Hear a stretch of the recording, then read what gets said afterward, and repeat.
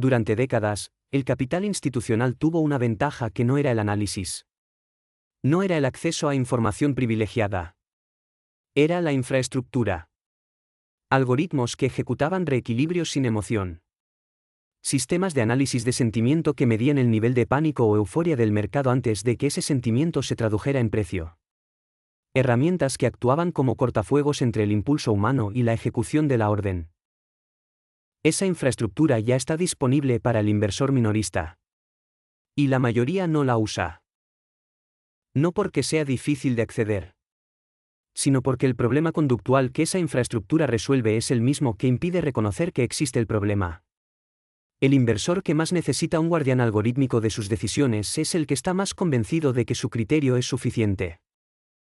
Hoy vamos a hablar de herramientas. Pero antes de las herramientas, necesitamos hablar de la biología contra la que trabajan. Porque una herramienta sin el diagnóstico correcto es un martillo en busca de clavo.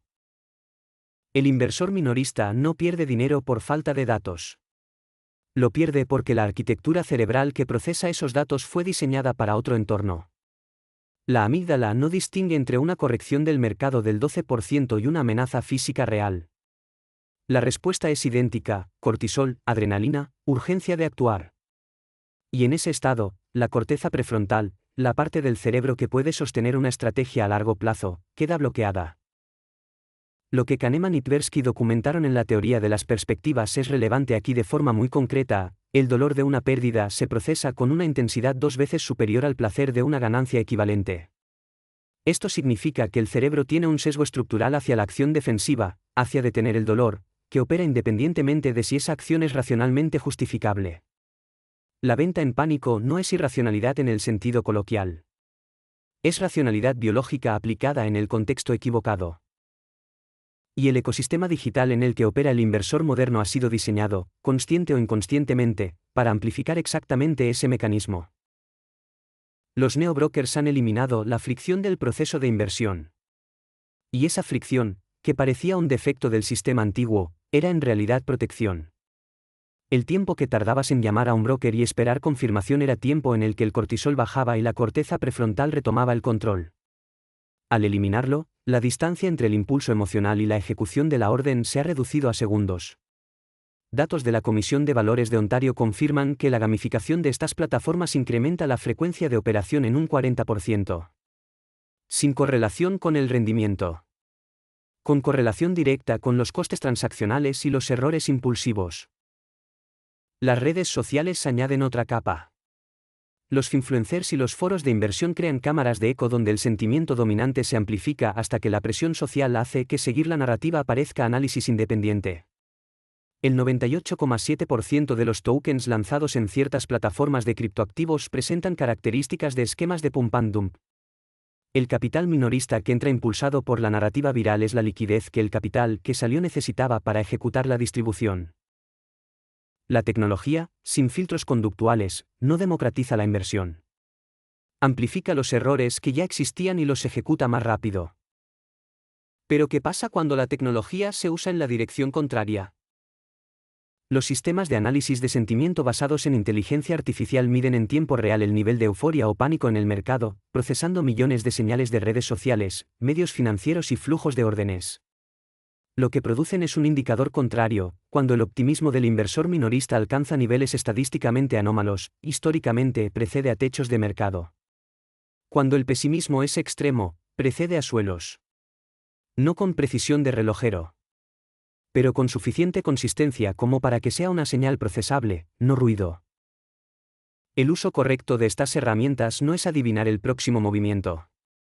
Es detectar cuando el mercado está en un estado de exuberancia irracional o desesperación extrema y usar esa información como señal de cautela o de oportunidad según corresponda.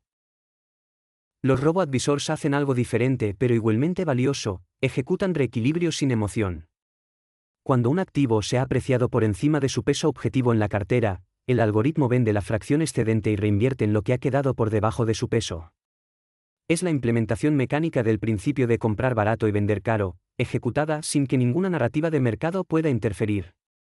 Sin la resistencia del inversor a vender lo que está subiendo porque cree que seguirá subiendo. sin la resistencia a comprar lo que está bajando porque el dolor de las pérdidas acumuladas hace que parezca una mala idea añadir más exposición. La personalización que ofrecen las herramientas modernas va más allá del reequilibrio. Los sistemas de asesoría basados en datos pueden construir perfiles de riesgo ajustados al historial de decisiones real del inversor, no al que el inversor cree tener. Hay una diferencia significativa entre la tolerancia al riesgo declarada en un cuestionario de perfil y la tolerancia al riesgo exhibida cuando el mercado cae un 15% en 3 semanas. El dato conductual real es más útil que el declarado. Pero la herramienta más infrautilizada no es tecnológica. Es un documento.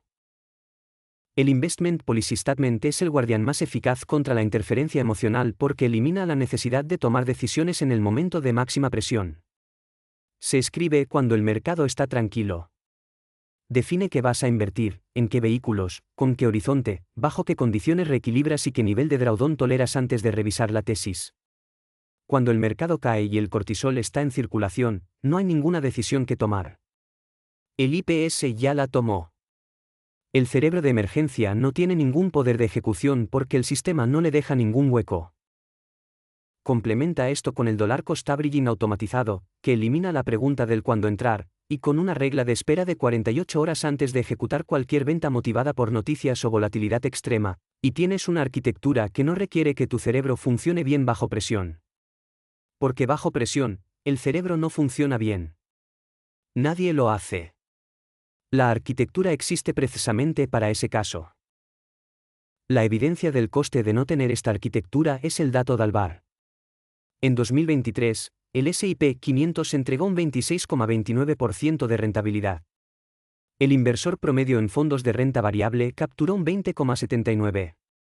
5,5 puntos de diferencia en un solo año. No por selección de activos. Por timing emocional.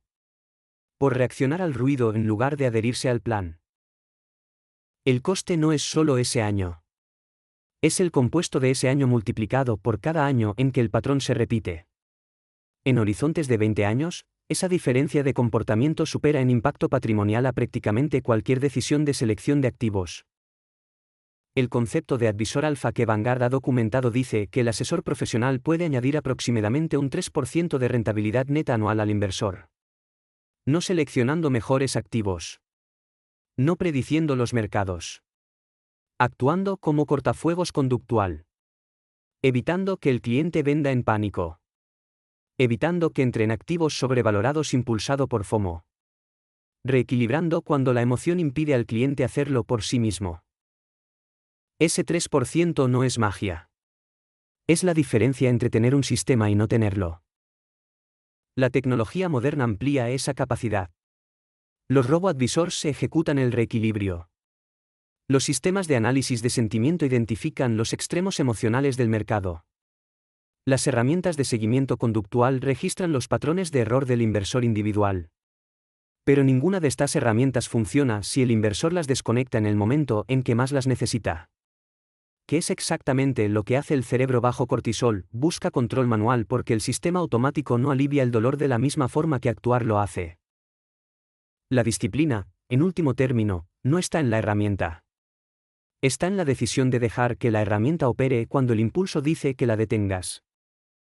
En un mercado diseñado para explotar la reactividad emocional, la ventaja real no es la herramienta más sofisticada.